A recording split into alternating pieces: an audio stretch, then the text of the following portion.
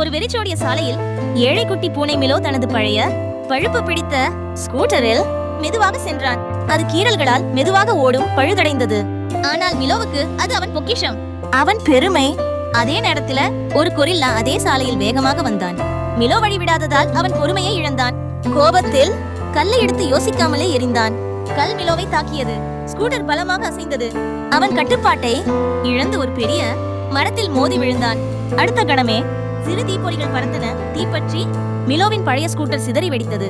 மிலோ அங்கே நின்றான், அதிர்ச்சியில். நம்ப முடியவில்லை. ஒரே நொடியில் அவன் மிகவும் நேசித்தது இல்லாமல் போனது. கொரில்லா நின்று பார்க்கவில்லை, மன்னிப்பும் சொல்லவில்லை. மிலோ வலியுடன் தனிமையிலும் நடந்து சென்றான். ஆனால் உள்ளத்தில் ஒரு சிறிய குரல் சொன்னது, நான் கைவிட மாட்டேன். அந்த நாளிலிருந்து மிலோ இன்னும் கடினமாக உழைக்க முடிவு செய்தான். அவன் காலணிகளை பாலிஷ் செய்தான், மார்க்கெட்டில் கனரக வண்டிகளை தள்ளினான், வெயிலில் ஆப்பிள் விற்றான். பகலும் இரவும் உழைத்து ஒவ்வொரு காசையும் சேமித்தான். பல போராட்டங்களுக்கு பிறகு மிலோ போதுமான பணத்தை சேமித்தான். நம்பிக்கையுடன் அவன் பைக் ஷோரூமுக்குள் சென்றான். அங்கே ஒளிரும் சுவர் பைக் இருந்தது. அவன் அதை வாங்கினான். கண்கள் மகிழ்ச்சியால் ஜொலித்தன.